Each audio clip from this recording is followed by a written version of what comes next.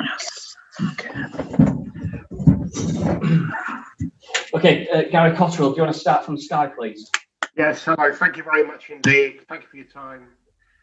You must have been, after all that, at least impressed by the second half fight. 9 men against 11 in those circumstances.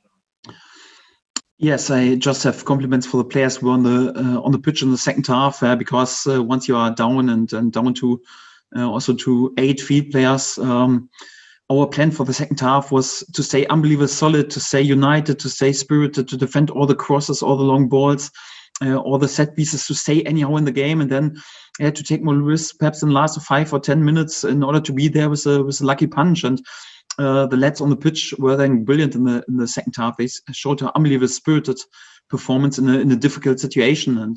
And the game plan more or less worked because we had this one chance for a lucky punch when Hernandez was there and Eddie Pope there was an unbelievable save as well. Then it fits a bit to the situation that one of the best field players on the pitch, Ben Godfrey, I think he was fantastic tonight, was there with such a unnecessary and unlucky own goal anyhow, of course, and the second goal killed the game. But for our reaction in the second half, I just have compliments, and I was pleased with the players on the pitch. Paul, your face in the cutaway when that own goal went in kind of summed it all up, really. Yes, of course, because not because I felt sorry for myself. I felt sorry for the players on the pitch because they invested so much. They shifted. They were unbelievably solid.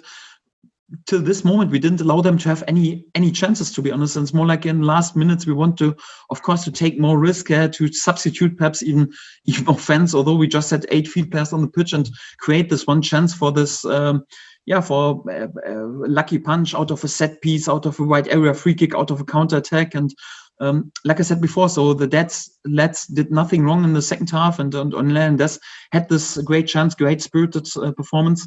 But then, so one of the best field players on the pitch is there with such an unlucky own goal. Then, with second goal, of course, the game was done. Then, okay, there's no chance to reward ourselves for unbelievable spirited second half performance.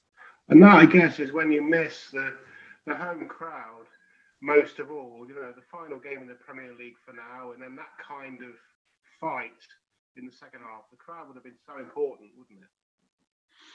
Yes, definitely would have helped today to have our supporters back and behind us and also boost us. But to be honest, I was not even able to think about the supporters during the game because this was such a complicated game. I had to do many tactical changes and to think about how to deal with the situation just to finish this game with 8 field players. So of course. So it's more like with our supporters, everything is definitely easier. Yes. Any problem with either of the red cards? Yeah, there's many problems, to be honest, but I don't want to accuse anyone else. Look, we're sitting on position 20 in the league. We finished our last home game just with 8 field players. It's not up to accuse anyone else than just us and to look in the mirror. And these 2 red cards, to be honest, the story of the game was we had to make out of this game our game, because we can't compete with the physicality and the aerial threats of Burnley. For that, we need to play on the front foot, to bring the ball into their half, to dominate the game, to dominate the ball. That's exactly what we did in the first 25 minutes. Eddie Pope was there with 1 or 2 great saves against Ben Godfrey, against Alex Tete. And then Burnley reacted how a pretty established, experienced Premier League side should react in such a situation. They needed to try to break our rhythm, to bring hectic into the game, to provoke us. They start to discuss each and every duel and wanted to distract us. And to be honest, with open eyes, we walked into this trap. When they were then there with 2 emotional red cards, anyhow, you can call them inexperienced, naive, unprofessional, stupid. All the words fit, to be honest. At least they are not acceptable, these 2 red cards. And that was the reason why we lost this game. I'd like to say, Daniel, thank you very much. Speak to you soon. Thanks a lot. Okay, Paul McInnes. Can we just make it a bit louder to understand? Was that me? Yes, Paul. Daniel, how much? It's obviously a weird time, and it can't be compared to the early part of the season, and already difficulties for the team coming into it. but it's been pretty abject in terms of results. And how difficult would it be to put all this behind you to start again in the Championship? Yeah, it's always difficult to shake off relegation. So that's what the history shows. So each and every team who is relegated won't find it easy to be then there spot on to the first game day. Of course, it will be difficult, and even a bit more difficult, because it's such a quick turnaround. So just a short summer break, and a pretty short preseason. But we can't complain about the situation. That's reality, and we have to cope with it. And for that, of course, it's difficult, but we won't use this as an excuse. We know that the next season will be unbelievably difficult, especially in the starting game. But we want to prepare ourselves in the most perfect way. Thank you, Daniel. Thank you. Michael Bailey. Hi, Daniel. Primarily, I wanted to check about Tim Closer. He came off at half-time. How is he? And also Christoph as well, going out there and playing. How did he get through those 45 minutes, given I imagine he hasn't played a lot at all?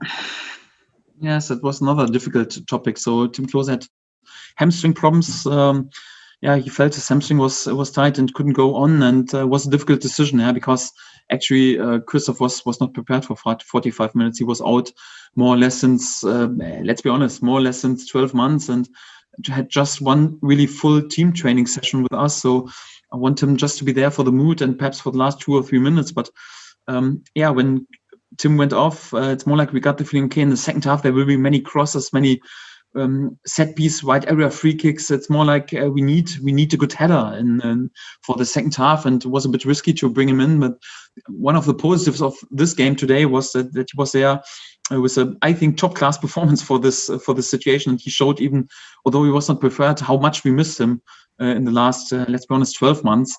And that's the only positive, that he was able to cope with his 45 minutes. So he was not complaining about too many problems right now. After the game, we have to wait right now a little bit, but at least we have 8 days right now to prepare ourselves for the Man City game, and that's one of the positive that Christoph was back today. I think his performance was quite good. If I'm honest, I'm also a bit concerned about Alex Seti, because his knee was swollen after the game. There was not a hit or whatever, but he was also moaning about some pain. So we have to wait how this recovers, if he's available for the Man City game. And quite obviously the 2 lads will also be not allowed to play with the red card. So for that, will be tricky with the team selection. But I will take care about this problem anyhow during the next week. I'm still more annoyed about this outcome of the final home game. Thank you, Daniel. Cheers. Okay. Paddy Davitt. Daniel, commiserations again, mate. So, really sorry, I didn't hear your answer on the 2 red cards. What was your thoughts on them? Yes, my answer was we finish on position 20 in the league. We finished the game today with 8 field players. In such a situation, it's not to accuse anyone else. It's more like to show in the mirror and to accuse ourselves. The 2 red cards. The story of the game was that we needed to make out of this game our game. We had to play on the front foot to bring the ball into the opponent's half, because we can't compete with the physical and aerial threats of Burnley. And for that, it was important to play front foot football. And that's what we did in the first 25 minutes. Eddie Pope with 1 or 2 great saves against Ben Godfrey, Alex Sete. We played exactly how we wanted to play. And then Burnley reacted in a way how a pretty established, experienced Premier League side should react. They tried to break our rhythm. They tried to bring hectic into this game. They were trying to provoke us. There was a scene with Tarkowski and Max Aarons. They tried to distract us and put our focus a bit away. They started to discuss each and every whistle of the referee, each and every duel. To be honest, I'm not accusing them. It's more like this is how a smart, experienced, established side reacts when they feel they are a bit in problems. And we walked with open eyes into the trap and reacted over emotional and got 2 red cards. And you can call this red cards however you want. So naive, inexperienced, unprofessional, stupid, and all the words fit, to be honest. So at least they are definitely not acceptable. And we will definitely have to speak about these 2 red cards internal. of course, these 2 red cards were crucial that we lost this game. So just to follow up, I mean, what you're saying there is basically whatever's going on around the game. You've talked about game management this season, young players as well, learning at the highest level. This is another sort of part of their learning curve, isn't it? Yeah, it shows both. It shows that the experienced side knows exactly when they are problems, know what they have to do to bring hectic into the game, to break the rhythm, to set signs, to disturb the opponent. And then on the other hand, then our inexperience and naivety to react and not to stay focused on our game, more like to let us provoke and to react emotional. Not the whole team, but definitely a few players. And that's definitely what I mentioned several times, that we have to learn this. I'm not accusing my players for having a learning curve, for being inexperienced, for being naive. But if we react like conceding these 2 red cards, it's definitely something that is not acceptable. And in these topics, we'll have internally to be definitely a bit more strict than like with mistakes during the game. That's definitely for sure. It's fun. I wonder if I can, just on a personal level now, do you just really want to get Man City out of the way, put this season behind you, and then just start looking forward? How fired up are you for the challenge ahead, basically, over the summer and then next season? Yes, first of all, I think it's important that we show character in the last game at Man City. Of course, it's not like a Champions League final, so it's not like it changed the whole season. But we want to be there with a good last game and a spirited performance. To be honest, if I have to judge our defensive behavior against Chelsea and also today, what we did in terms of discipline, in terms of unity, in terms of being solid, in terms of defending, I just have to praise them. And